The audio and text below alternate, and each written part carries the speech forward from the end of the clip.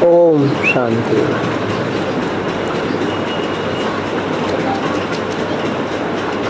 जगदम्बा माँ ओम राधे के स्मृति दिवस पर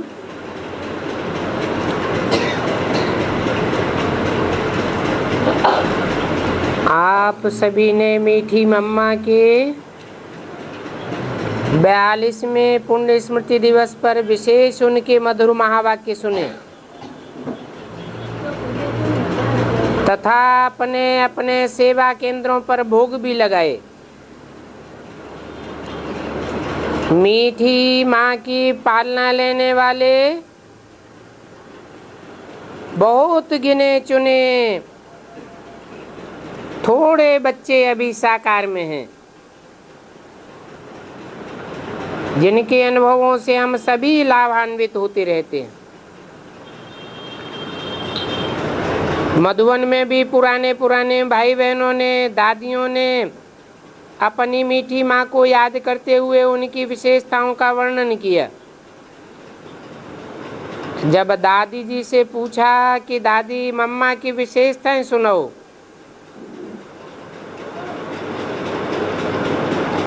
तो दादी बोली, हर एक के मुख पर मम्मा बहुत गंभीर दिखाई दे रही थी, लेकिन मम्मा गंभीरता के साथ दूरंदेशी भी थी, विशाल दिल थी, सयानी थी, समझू थी। मम्मा की वाणी भी बहुत स्वीट थी, मन कहे कि सुनते ही रहो। मम्मा जब शुरू में बाबा के पास आई तो बहुत अच्छी डांसर थी। मम्मा मेरी क्लास फेलो थी। मम्मा से सबको शक्ति की भाषण आती थी। मम्मा का स्लोगन था, हुक्मी हुकुम चलाए रहा है। तो दादी ने बहुत प्यार से मम्मा की इन विशेषताओं का वर्णन किया। दादी जानकी ने भी टीचर्स क्लास में मम्मा की अनेक विशेषता सुनाई। 21 तारीख को मधुबन और शांतिवन में विशेष मम्मा के निमित्त 21 प्रकार का भोग लगाया गया, जिसमें 14 प्रकार के वैरायटी फल और 7 प्रकार की टोलियां थी, जो भोग के पश्चात सभी भाई बहनों को दी गई। विशेष मीठी मम्मा के निमित्त मोहिनी बहन जी ने भोग का संदेश सुनाया।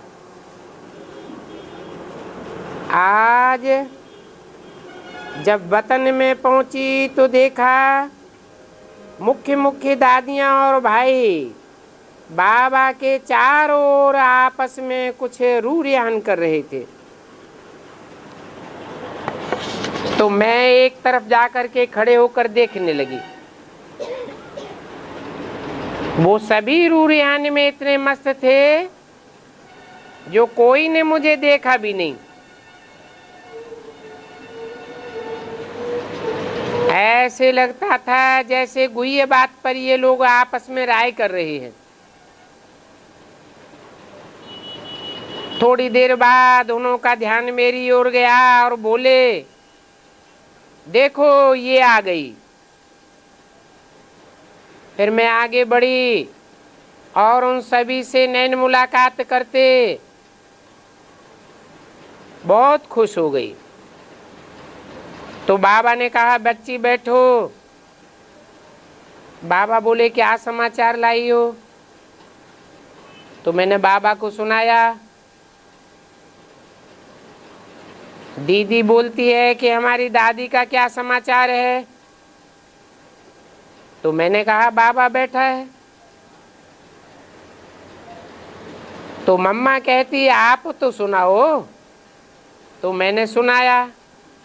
हमें ऐसे लगा कि ये लोग जैसे दादी के बारे में ही चर्चा कर रहे थे, लेकिन सब जैसे बड़े गंभीर थे।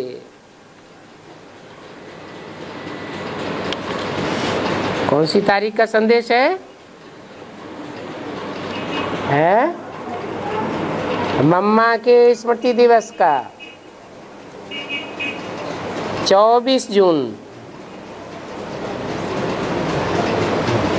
मम्मा ने कहा, अभी आप क्या समझती हो कि परिवर्तन में कितना समय रह गया है? तो मैं बाबा की तरफ देखने लगी और कहा, ये तो बाबा जाने, बाबा तो जानी जाननहार है, हम सब तो बाबा के हाथ की कठपुतलियां हैं। जैसे वो बताता है, सुनाता है, चलाता है, हम चलते हैं। तो मम्मा ने कहा, आप सबकी स्थिति तो हमने देखी, सभी तैयार हो रहे हैं। तो बाबा ने कहा, बाबा ने बच्चों को इशारा दिया है कि जो कुछ होगा अचानक होगा और उसकी शुरुआत जो होगी वो भी नेचुरल कैलेमिटीज से होगी।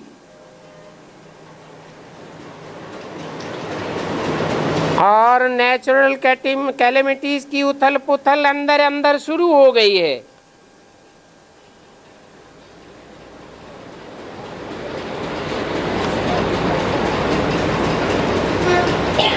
नेचुरल कैलेमिटीज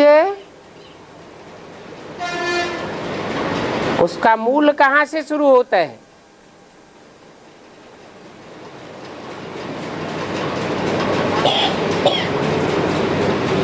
प्रकृति, जिसे कुदरत कहा जाता है,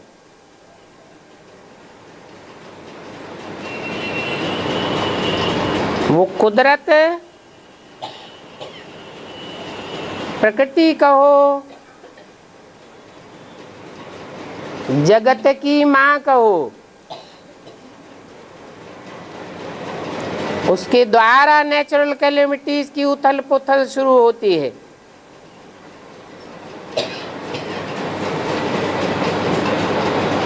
उथल पुथल पहले चैतन्य से शुरू होती है कि जड़ से शुरू होती है?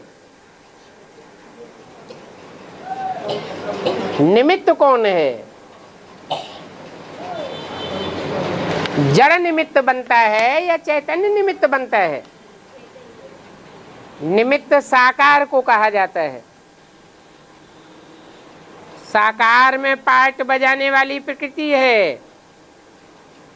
साकार में पार्ट बजाने वाला प्रकृतिपति भी है।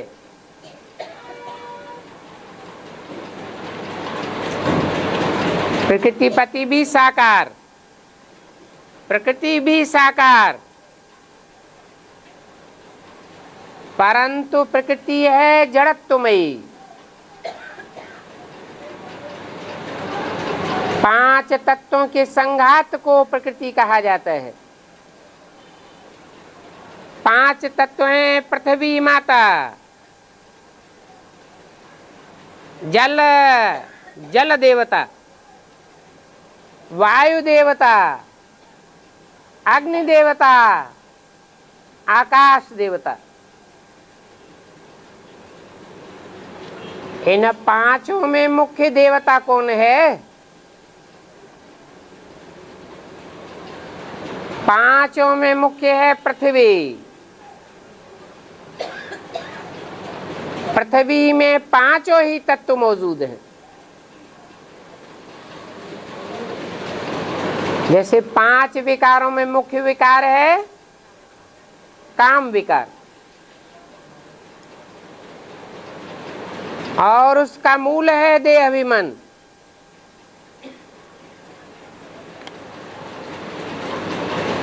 पांच विकार और प्रकृति के 5 तत्व, ये 10 मिलकर के जब तामसी रूप धारण करते हैं तो सृष्टि का विघटन हो जाता है। तो ये उथल पुथल अंदर ही अंदर शुरू हो चुकी है।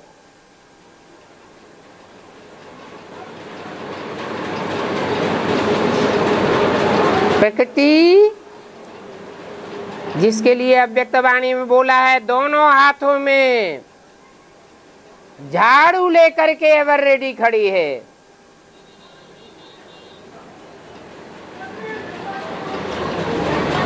उसके लिए कोई टाइम नहीं है, कोई मीटर नहीं है, कोई बटन नहीं है। जो बटन बाबा दबाए और ऐसे हो जाए, ये प्रकृति का जो कुछ भी होगा सब अचानक होगा।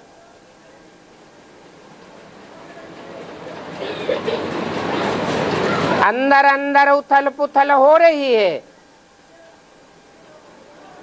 जैसे भूकंप आते हैं तो ज्वालामुखी बाहर पहले ही नहीं फट पड़ता, पहले पृथ्वी के अंदर भारी उथल पुथल होती है, बाद में ज्वालामुखी फूट पड़ता है अचानक। तो संदेशी ने कहा, दीदी आप सब अभी क्या कर रहे हो? तो बोला, हमारी तैयारी तो बाबा के हाथ में है,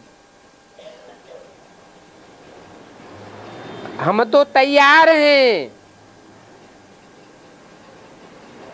जब बाबा हमको सिग्नल दे तो हम भी अपना कार्य शुरू करें। कौन तैयार है?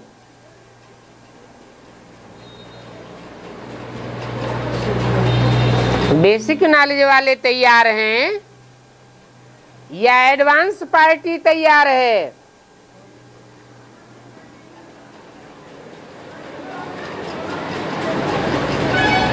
ये किसने बोला कि हम तैयार हैं? एडवांस पार्टी में भी जो एडवांस ग्रुप है, जिसमें अष्टदेव दिखाए जाते हैं,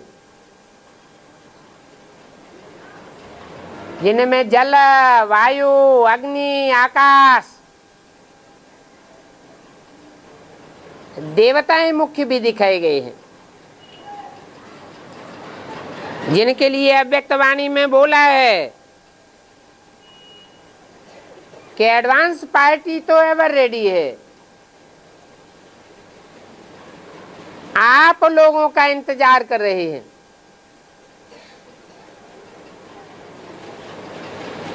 उनका इंतजाम तो हुआ पड़ा है।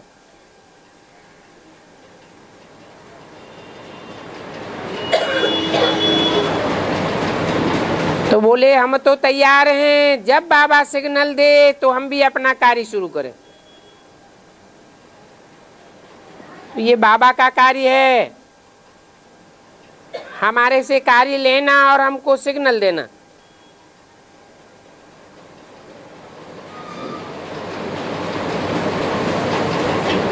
तो हमने कहा कि आप लोग जल्दी जल्दी हमारे महारथी भाई बहनों को अपने पास बुलाए रहे हैं।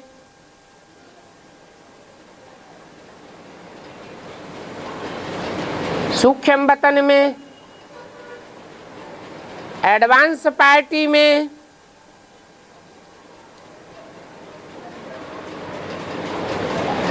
तो कहा आपके पास बाबा है और बाबा का कार्य है स्थापना का।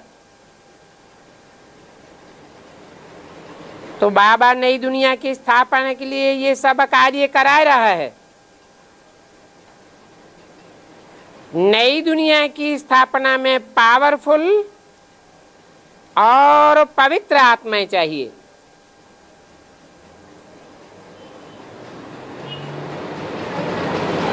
इसके लिए एडवांस पार्टी दिन प्रतिदिन मजबूत होती जाएगी।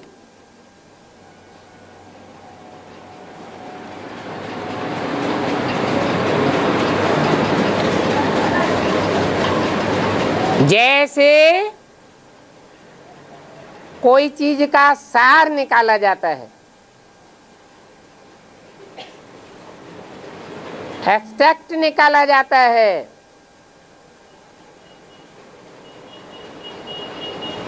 तो सार में ज्यादा ताकत भर जाती है।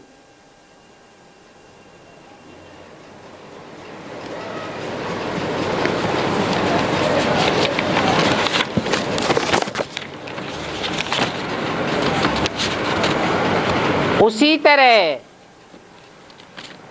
एडवांस पार्टी का फाउंडेशन बहुत पक्का है।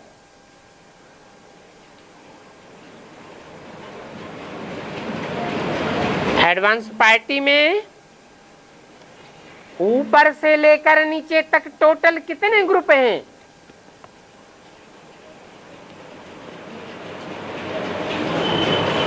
9 ग्रुप हैं, जिनके लिए बोला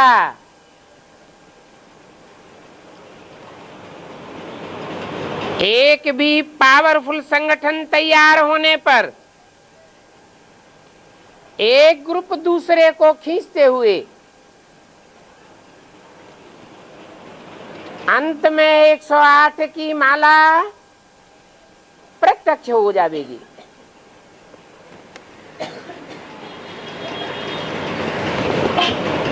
तो जरूर पहले पहले कोई खींचने वाला ग्रुप होगा जो और ग्रुप्स को खींचेगा। तो खींचने वाले में ज्यादा पावर हुई या जो खींचे चले आवेंगे उनमें ज्यादा पावर हुई? आकर्षित करने वाले में पावर कही जाएगी या आकर्षित होने वाले में पावर कही जाएगी? एक है खींचने वाला और बाकी हैं सब खींचे चले आने वाले। इससे साबित होता है कि 9 ग्रुप्स में जो पहला ग्रुप है उसके लिए बोला कि इस फर्स्ट ग्रुप का फाउंडेशन बहुत पक्का है। कोई मकान का फाउंडेशन जितना पक्का और गहरा होता है उतनी ऊंची ऊंची बिल्डिंग बनाई जा सकती है।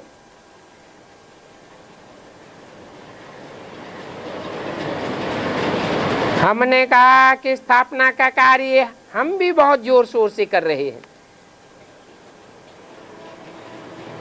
कोई भी आत्मा बाबा के संदेश से वंचित न रह जाए, ऐसी ऐसी सेवाएं हमारे ग्रुप के द्वारा भी चल रही है। ये किसने कहा? संदेशी ने कहा।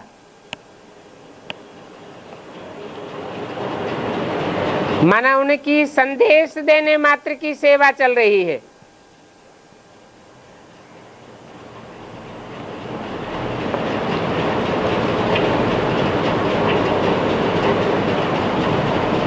तो बोला स्थापना का कार्य आप कर रहे हो और हम नई दुनिया के फाउंडेशन का कार्य कर रहे हैं।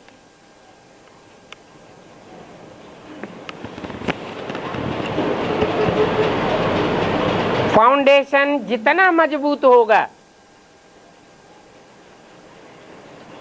उतना बाद में कार्य गहराई से, ऊंचाई से और पावरफुल तैयार होगा।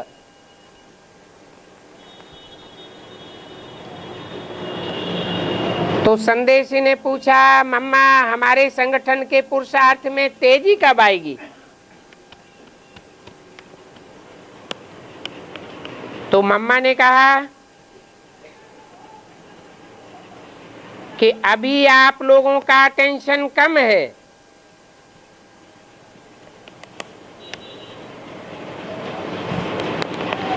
क्यों?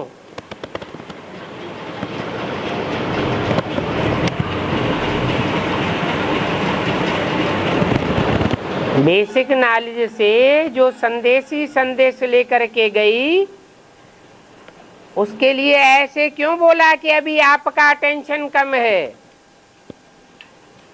माने जो भी एडवांस पार्टी की एडवांस नॉलेज है,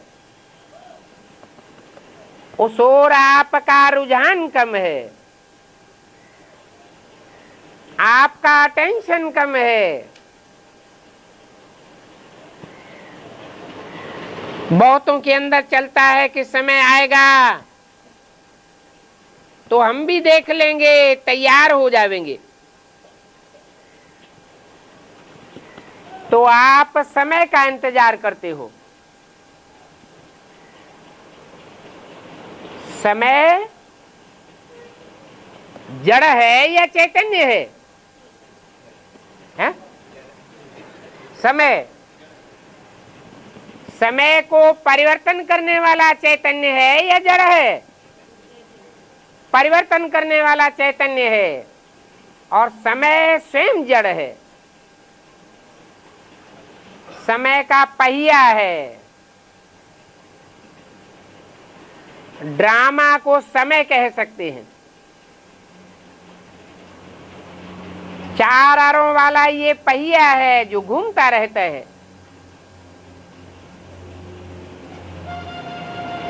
कलयुग से सतयुग लाने के निमित्त कोई तो बनता है।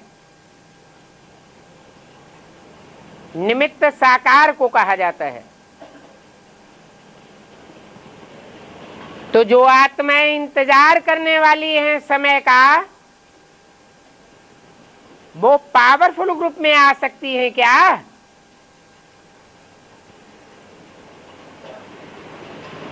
वो पावरफुल ग्रुप में नहीं आ सकती, क्योंकि इंतजार करने वालों की लिस्ट में है। पावरफुल ग्रुप में वो कहे जावेंगे जो इंतजाम करने में लगे हुए हैं। ऐसे नहीं कि जब होगा तब देखा जाएगा, हम भी कर लेंगे, हम भी देख लेंगे। इसलिए इंतजार करने वाला ग्रुप बार बार पूछता है कि अभी कितना समय है। लेकिन बाबा ने कई बार इशारा दिया है कि समय की सुइयां आप हो, घड़ियां आप हो। आप बच्चे ही समय को नजदीक लाने वाले हो।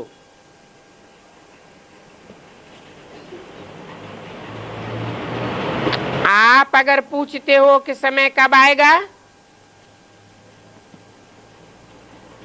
तो ये बात सुनकर के हंसी आती है।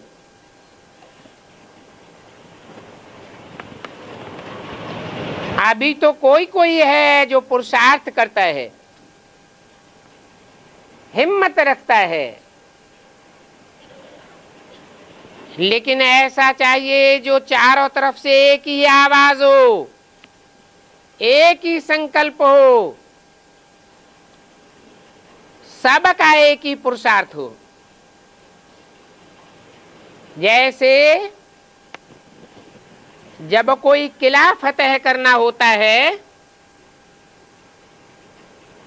तो किले को जीतने से पहले उसको चारों ओर से घेर लेते हैं।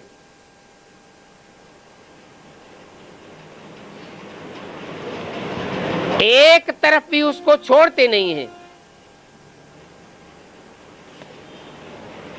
पहले चारों तरफ से घेरा लगा करके फिर हमला किया जाता है।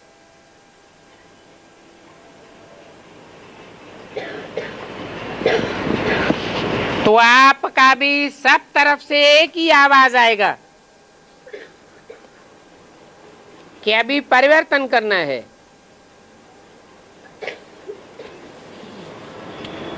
आबू अब्बा के घर जाना है। तब आप देखेंगे चारों तरफ का आवाज। सबका एक संकल्प और सबकी अवस्था में कितना जल्दी परिवर्तन आता है। तो बाबा ने कहा कि देखो, आज वतन में आपकी मम्मा और ये सब बहनें आई हैं।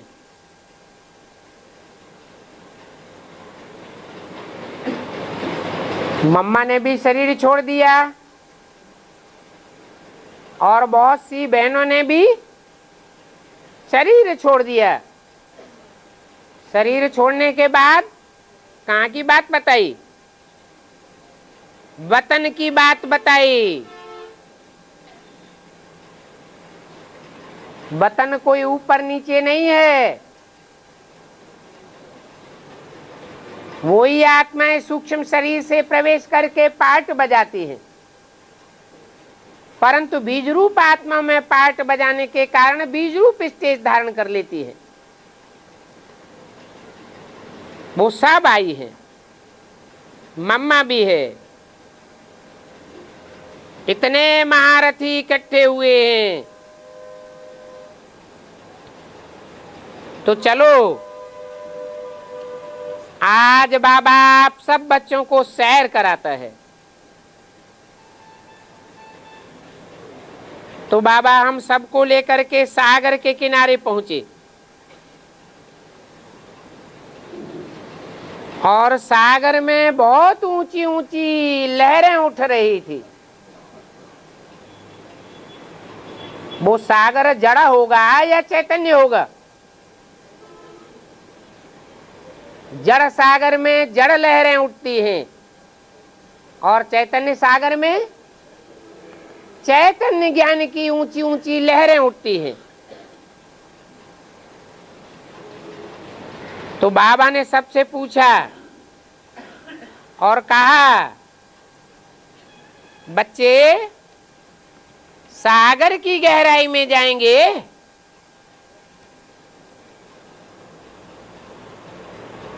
तो संदेशी ने कहा, बाबा इतनी ऊंची ऊंची लहरें उठ रही हैं,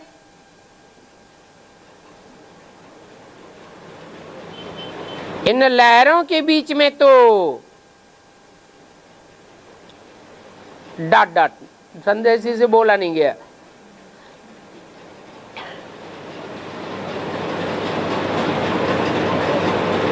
तो बाबा देख करके मुस्कुराया, बोला, पहले तुम जाओ बच्ची, मैंने सबकी ओर देखा तो सब बाबा को देख रहे थे, मैं भी बाबा को देखने लगी। बाबा ने कहा, जाओ जाओ। तो मैं गई। जैसे मैं अंदर गई तो जहां तहां मेरे पांव पड़ते थे, जहां भी पांव पड़े वो लहरें शांत होती गई।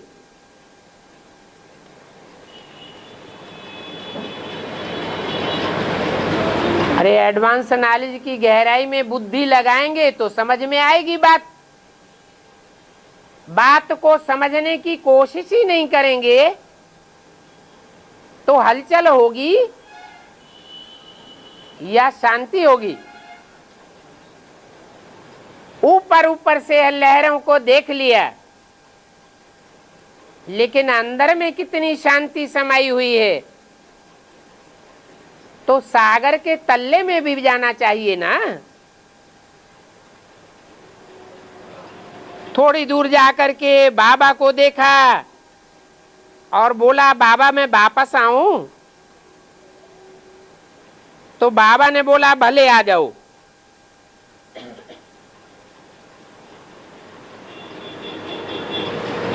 वापस आकर के देखा तो बाबा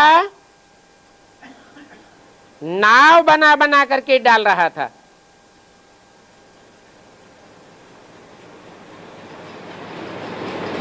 नाव के बारे में क्या बोला है?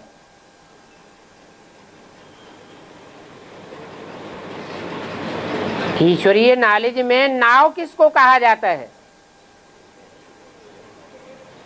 नैया कहो, नाव कहो,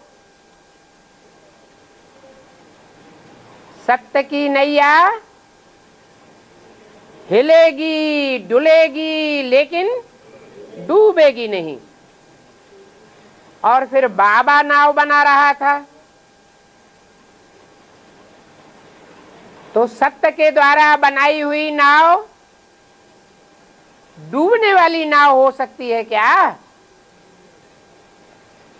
बाबा नाव बना रहा था, बना बना करके सागर में डाल रहा था, और वे नैयाएं अंदर अंदर में जाती जा रही थी।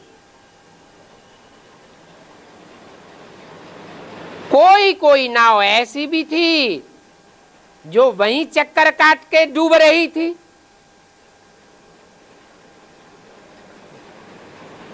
पानी का भंवर पड़ता है ना, उस भंवर के जाल में नाव कोई फंसती है तो डूब जाती है, और कोई ऐसी भी थी जो लहरों को पार करती जा रही थी। जैसे लहरों के ऊपर उड़ रही थी। और तीसरी तरह की नाव भी थी जो एकदम शांत होकर के चल रही थी।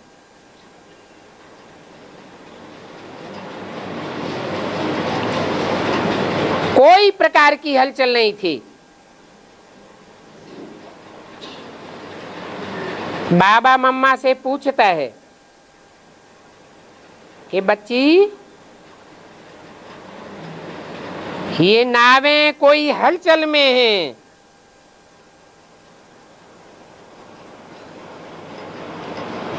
ये सागर विषय सागर है ना, उसमें कोई नावें हलचल में हैं और कोई नावें बड़े शांत में हैं, कोई डूब रही है। क्या होना चाहिए है? शांत में होना चाहिए। ज्ञान की पराकाष्ठा का मतलब ही है शांत। कैसे भी दुष्ट व्यक्तियों की हलचल हो, विकराल वातावरण हो, परिस्थितियां हो हिलाने डुलाने वाली, जैसे कि 100 बगुलों के बीच में एक हंस अपनी मौज मस्ती में मस्त रहता है। कोई कुछ भी बोले, डाउन करने की कोशिश करे, हिलाए डुलाए, लेकिन कोई असर नहीं। ऐसी भी नवैया थी जो शांत होकर के चल रही थी।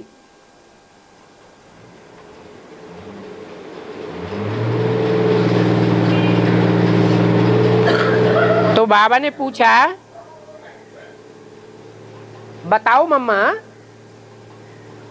ये क्या बात है? कोई नवैया हलचल में है, कोई डूब रही है और कोई बड़े शांत में चल रही है। इसका क्या कारण है? तो मम्मा ने बाबा की तरफ देखा, फिर सभी दादियों की तरफ देखा, तो बाबा मुस्कुराते रहे।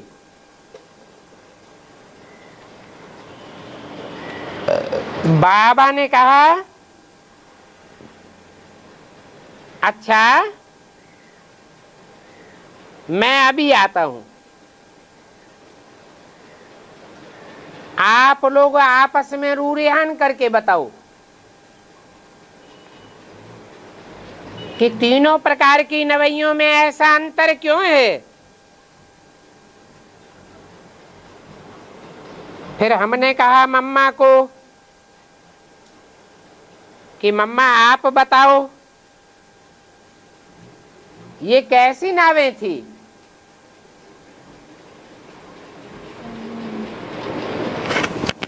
जड़ लक्कड़ की बनी हुई नावें मात्र थी या चैतन्य नवैया थी? कैसी थी? तो मम्मा ने कहा आप लोगों का क्या विचार है? तो हमने कहा कि हम लोगों का तो यही विचार है कि जिन नवैयों की डोर बाबा के हाथ में है, जिनकी बुद्धि की डोर बाबा के हाथ में है, जिनका खिवैया बाबा है, उनकी नाव शांति पूर्वक पार लग जाती है। ये कौन सी डोर है? और बाबा कौन सा है? बुद्धि की डोर है और उन बुद्धि की डोर के द्वारा खेने का काम बाबा साकार का है, जिसमें निराकार काम करता है। नवैयों की बुद्धि बाप के हाथ में है। ये तो पार्शलिटी की बात हो गई कि कोई की डोर बाबा ने अपने हाथ में ले ली, कोई की डोर ढीली छोड़ दी और कोई की डोरी हाथ से ही निकल जाने दी तो डूब गई। ऐसे क्यों?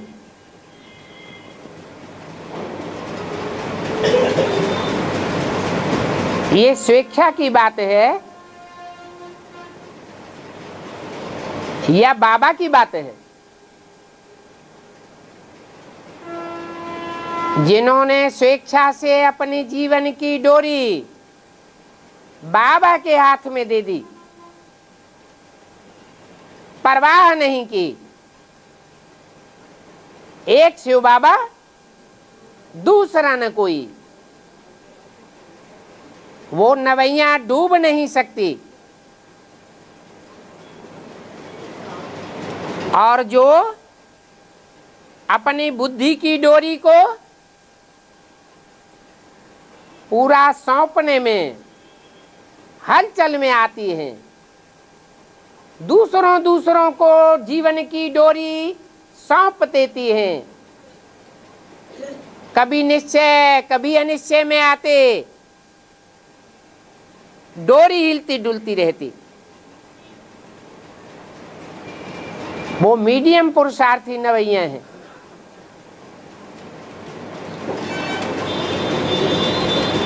और जो अपनी डोरी के देने के बाद और आत्माओं के प्रभाव में आकर डोरी को वापस ले लेती है, उनके लिए बाप भी क्या कर सकता है?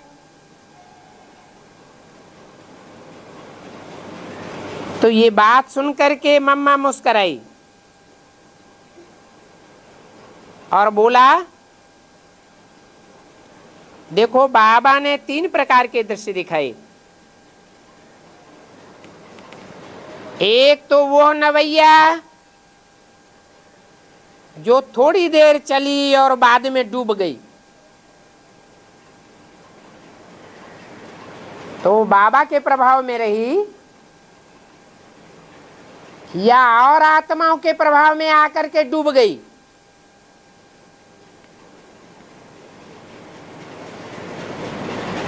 तिरसठ जन्मों में जिन्होंने जैसा जैसा पार्ट बजाया है,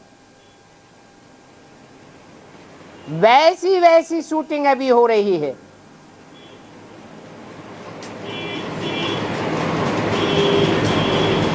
बनी बनाई बन रही, अब कछु बननी ना है।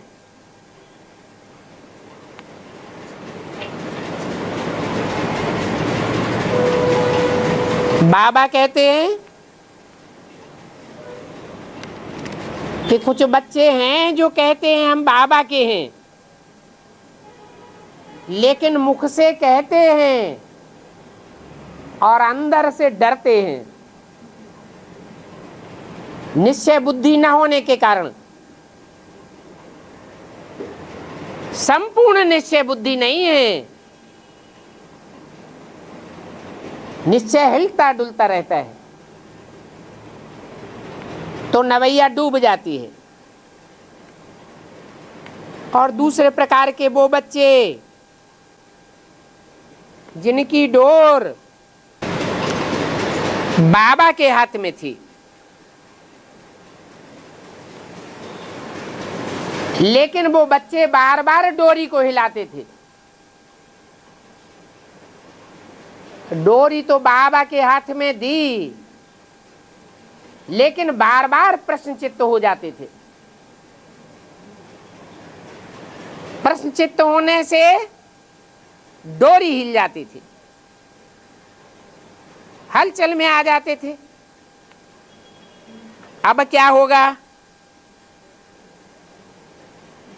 कैसे होगा, अब क्या करेंगे, हम कैसे आगे चलेंगे, ये हलचल में आ जाते थे।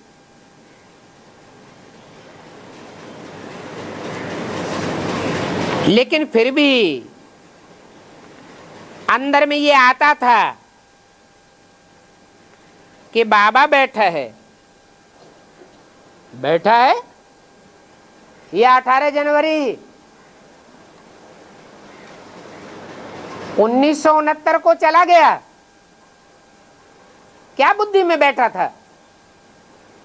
बाबा बैठा है या चला गया? जिनकी बुद्धि में एडवांस नॉलेज के बतौर ये बैठा कि बाबा अभी भी बैठा हुआ है। बैठा हुआ का मतलब क्या? जैसे मुरली में बोलते हैं, बाप बैठ बच्चों को समझाते हैं। बैठ समझाते हैं, खड़े होके समझाते हैं, लेटे लेटे समझाते हैं, सोते सोते समझाते हैं। बैठ बच्चों को समझाते हैं, क्या मतलब हुआ? जरूर वो निराकार बाप कोई साकार तन में प्रवेश करता है, बैठता है और बैठने के बाद समझाता है। जो बाप का विरुद्ध है, बच्चों के साथ रहेंगे, साथ खाएंगे, साथ चलेंगे, श्वासों श्वास साथ निभाएंगे और साथ साथ घर जावेंगे। ये निश्चय जिन बच्चों का पक्का हो जाता है एडवांस नॉलेज के बतौर कि बाप साकार में अभी भी मौजूद है, तो उनकी बुद्धि में आता है कि हम क्यों चिंता करें, बाबा बैठा हुआ है। टाइम अनुसार हमें टचिंग देगा, डायरेक्शन देगा। इस प्रकार हलचल में होते हुए भी बाबा को सब कुछ समर्पण कर देते हैं, संकल्प भी अर्पण कर देते हैं। जो बाबा कहे और जैसे कराए।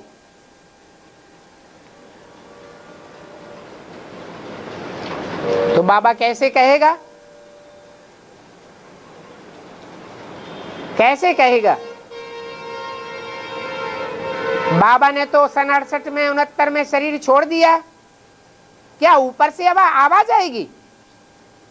जैसे मुसलमान लोग कहते हैं अल्लाह मियां ने ये फरमाया, तो क्या ऊपर से आवाज आती है?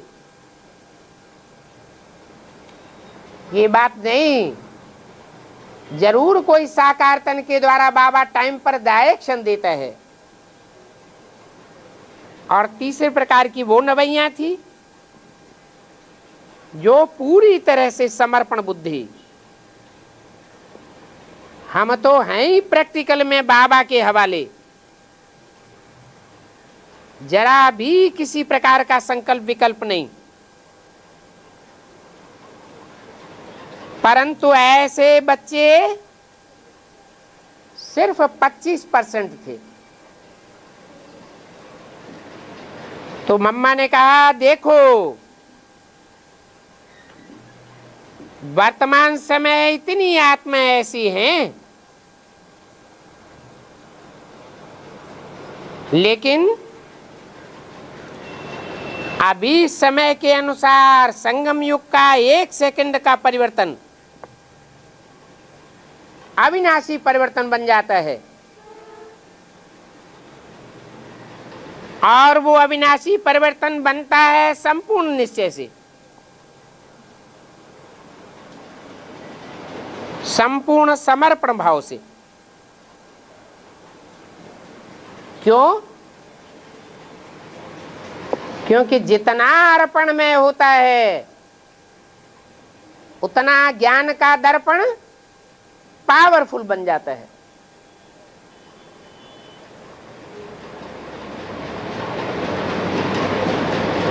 ज्ञान की पराकाष्ठा वाला बाप की पहचान में रहेगा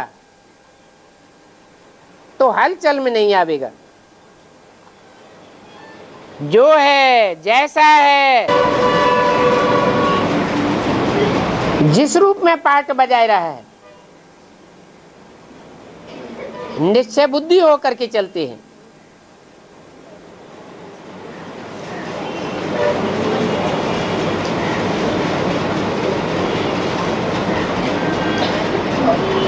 तो संपूर्ण समर्पण भाव जरूरी है, लेकिन जब कभी मेरा और कभी तेरा ये भाव आ जाता है तो हलचल हो जाती है। हाय मेरी नवैया का क्या हाल होगा।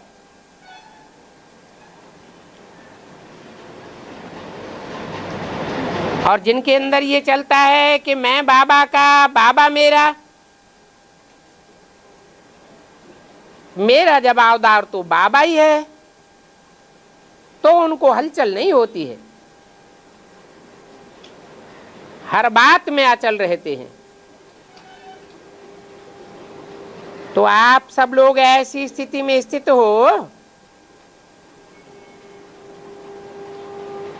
मैंने कहा अब इसके लिए हमें क्या करना चाहिए।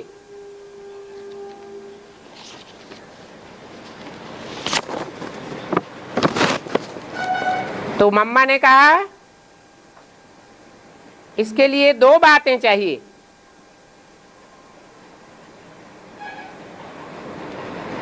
एक कंट्रोलिंग पावर और दूसरा रूलिंग पावर।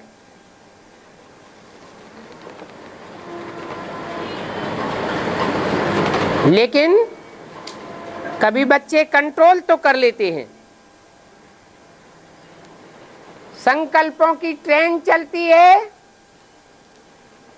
और ब्रेक पावरफुल है तो कंट्रोल कर लेते हैं, लेकिन फिर रूल नहीं कर पाते। और रूलिंग पावर नहीं है, परंतु कभी रूल कर लेते हैं तो कंट्रोल नहीं कर पाते हैं। तो रूलिंग पावर और कंट्रोलिंग पावर दोनों का बैलेंस रहना चाहिए। बैलेंस नहीं रहता है तो हलचल में आते हैं। ये 2 बातें अगर बच्चे अपने जीवन में धारण कर लें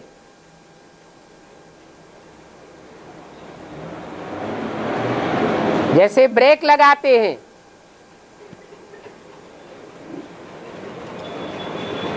तो पुर्जों को पूरा कंट्रोल किया जाता है। जैसे 4 व्हीलर चलाते हैं तो ब्रेक लगाते समय सिर्फ एक पांव काम करता है या दोनों पांव काम करने चाहिए? है?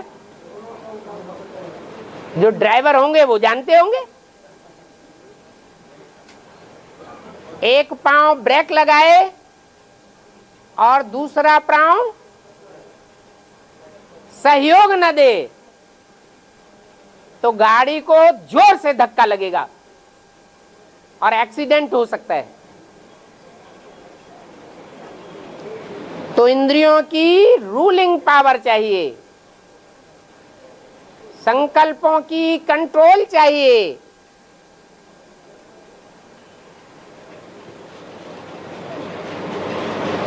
अगर ऐसा जीवन में धारणा कर लें तो सारी हलचल खत्म।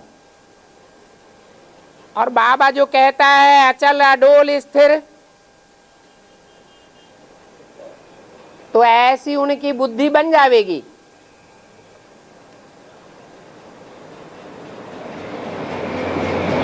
इतने में बाबा आए तो चंद्रमणि दादी ने कहा, बाबा मम्मा ने तो बहुत अच्छा जवाब सुनाया। बाबा ने कहा, देखो बच्चे, मम्मा सरस्वती ज्ञान ज्ञानेश्वरी कैसे बनी?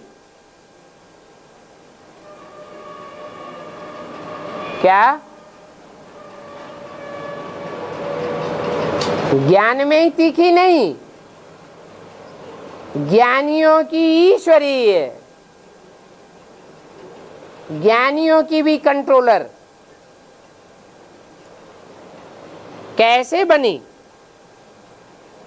हर बात को मम्मा 1 सेकंड में जज कर लेती थी और जज करने के बाद जैसी बात है वैसा ही बताती थी।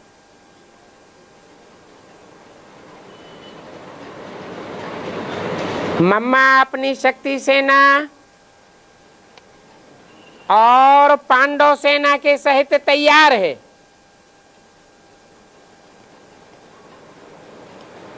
कहाँ तैयार है?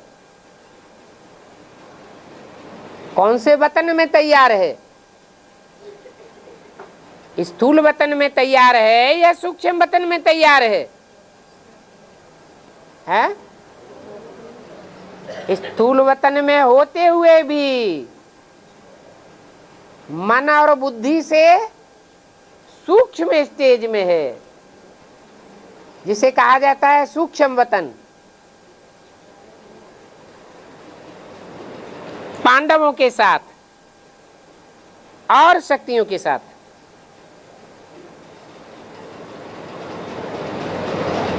अभी चारों तरफ से बच्चों के अंदर उपराम घर चलने की भावना जब एकदम पक्की हो जाएगी,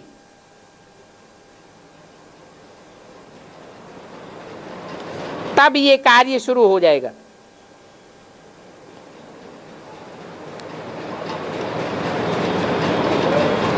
तब तक ये कार्य रुका हुआ है।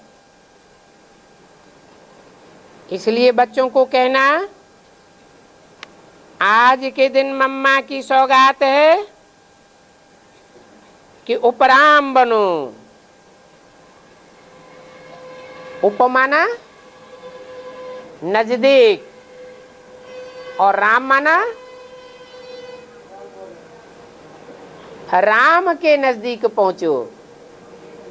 उपकृष्ण नहीं कहा जाता, क्या? उपराम बनो। अब घर चलने की तैयारी करो। जितना जितना उपराम बनते जाएंगे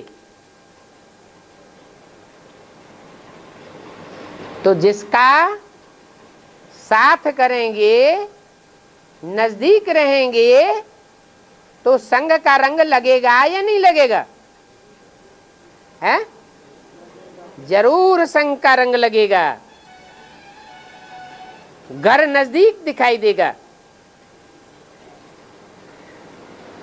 सबने बाबा से कहा,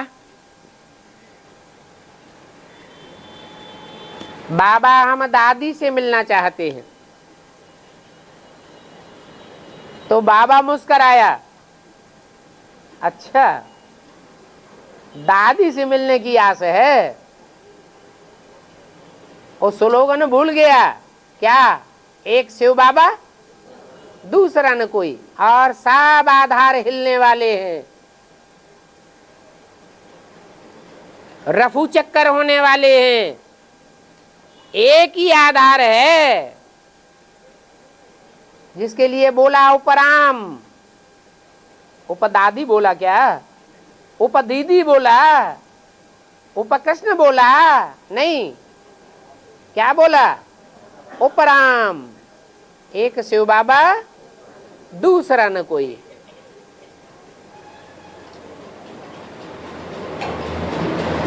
बाबा ने दादी को मर्ज किया,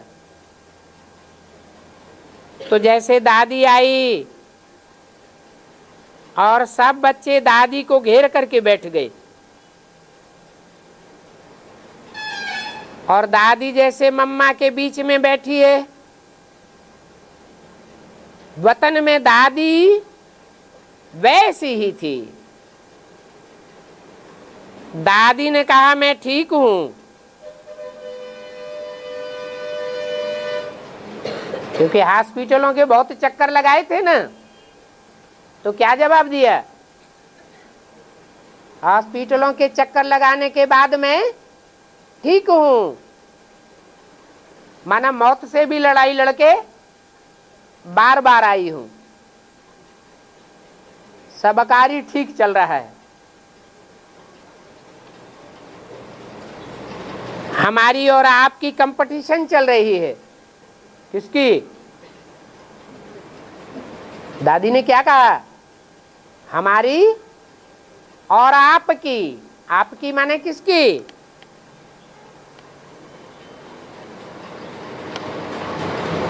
हैं? मम्मा की। साकार में इस बात का कोई प्रूफ है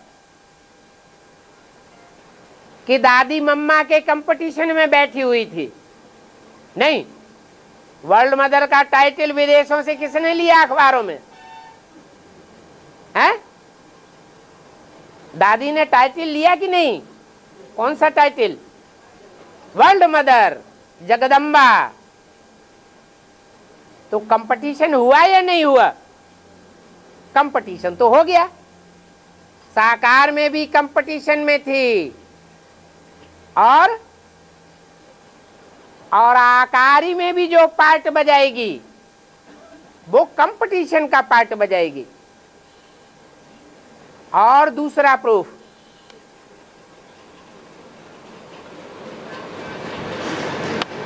कोई दूसरा प्रूफ भी है?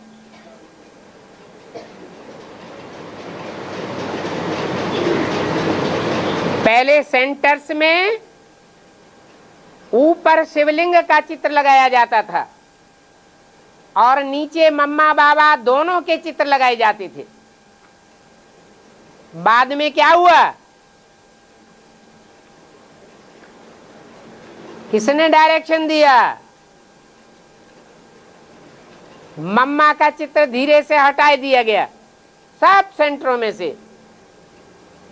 ऊपर शिव और नीचे ब्रह्मा।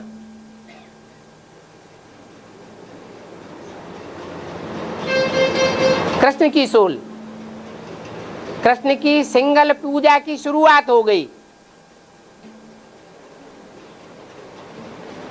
राधा उर्फ मम्मा का चित्र हटा दिया गया। ये किस बात को प्रूफ करता है?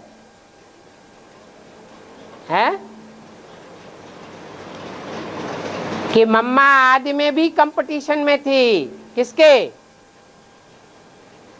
दादी के। बीच में भी कंपटीशन में रही और अभी भी कंपटीशन चालू है।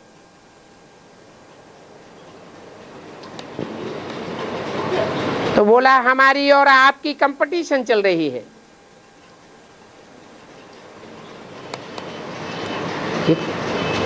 किस समय का है ये संदेश? अभी इसी साल 24 जून का संदेश है। तो दादी साकार में जीवित थी या नहीं थी? साकार में जीवित थी। तो बोली आप एडवांस पार्टी में हो। कौन?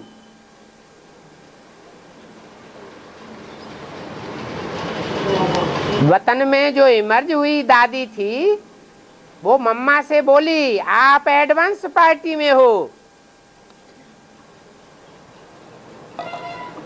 और हम सबको घर ले जाने की तैयारी में हैं। तो ब्रजेंद्रा दादी पूछती है कि बाबा दादी का ऐसा पार्ट क्यों है?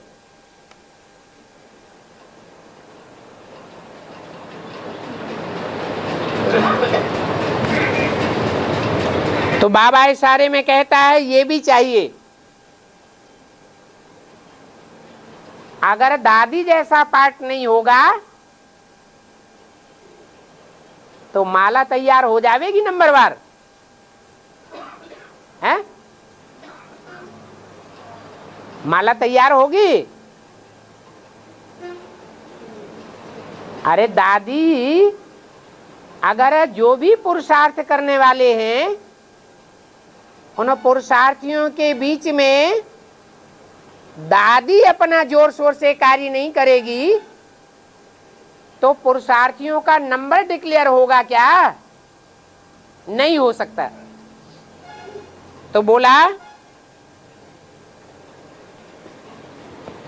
दादी का ये पार्ट भी चाहिए। ये पार्ट बाबा के ब्राह्मण परिवार के शोकेस का कोहिनूर है। कौन सा पार्ट है? दादा के बाप दादा के शोकेस का कोहिनूर हीरा है और सबकी निगाह हीरे पर रहती है।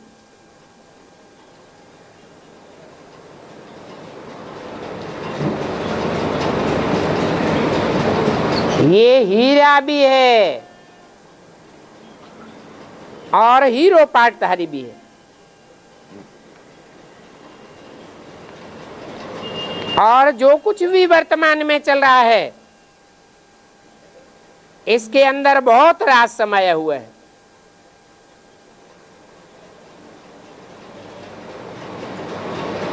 कोई ड्रामा होता है, नाटक होता है तो एक ग्रुप हीरे का होता है, हीरो पार्टधारी का, और एक ग्रुप विलियन पार्टधारी का होता है। जो विलियन पार्टधारी के सहयोगी होते हैं वो अपना हीरो किसको मानते हैं? हैं? विलियन को मानते हैं।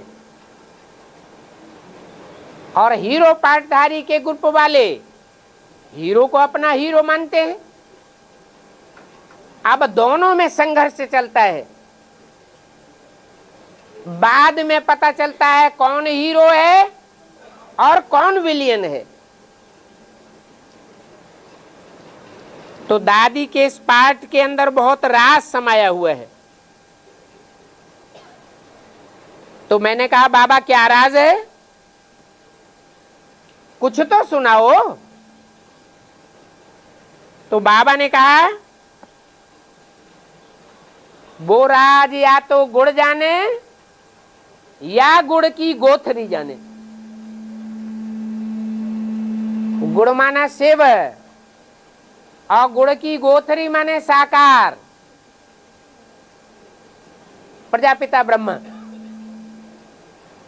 उस राज को और अभी कोई नहीं जान सकता, परंतु जब समय आवेगा तो ये राज सिद्ध हो जाएगा। बच्ची सब समझती है क्या? अंधी नहीं है, सब देखती है। कौन कौन किसकी बात हो रही है? दादी की। गांधारी अंधी थी सब देखती थी, देखने योग्य थी, या जानबूझ के ऐसा कर रही थी? है जानबूझ करके पार्ट बजा रही थी। तो बोला कि बच्ची साफ समझती है, देखती है, अनुभव भी करती है। क्या?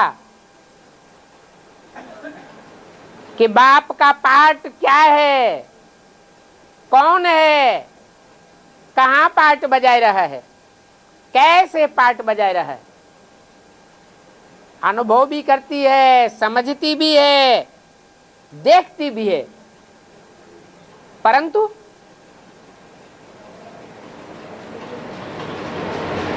रावण क्या कहता था? रावण कहता था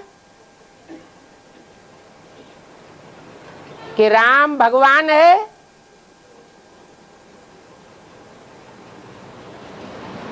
वो जानता था, परंतु हठ पकड़े हुए था। जानते हुए भी जैसे न जानने का पार्ट अदा कर रहा था। अंत तक मुकाबला किया। ऐसे ही दादी भी अपना पार्ट बजा रही है। सारे ब्राह्मण परिवार में जो भी बुद्धिमान बाप के बुद्धिमान बच्चे हैं, वो कहते हैं बाप साकार में आया हुआ है। और दादी क्या कहती? ऐसा हो नहीं सकता। तो वंडरफुल पार्ट है।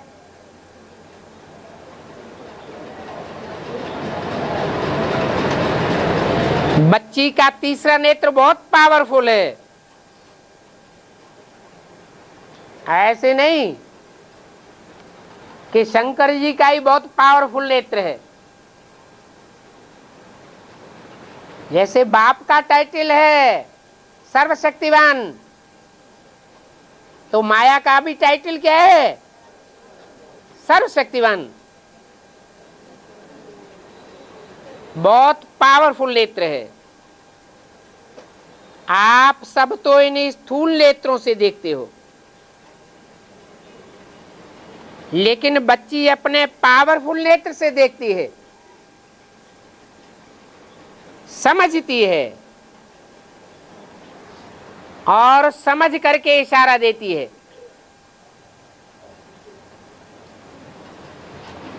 इन इशारों को कोई कोई समझते हैं। तो इस बात को हल्की रीति से नहीं लेना, अच्छी तरह से गंभीरता से युग युक्त होकर के समझ करके चलना है।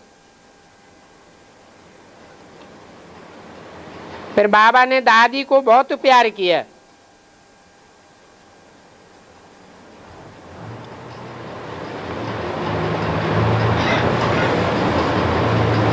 क्यों? बहुत प्यार क्यों किया? दादी सारी सखियों से मिली जुली। फिर बाबा ने सबको अपने हाथों से बूंदी और पूरी खिलाई और मम्मा को कहा, मम्मा आपकी तो कर्माबाई की खिचड़ी है ना।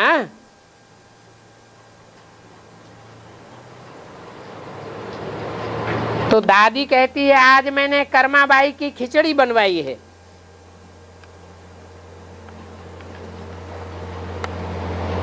मम्मा मुस्कुराई और दादी ने अपने हाथों से मम्मा को खिचड़ी खिलाई और बाबा ने सबको टोली खिलाई। टोली खिलाते हुए मीठी दृष्टि देते विदाई दी। जैसे कि सभी को मर्ज किया था, वैसे ही प्यार से विदाई देते मर्ज किया। फिर मर्ज किया। फिर बाबा ने आप सबको बहुत बहुत प्यार दिया और मैं सबकी याद लेते साकार वतन में आ गई। ओम शांति।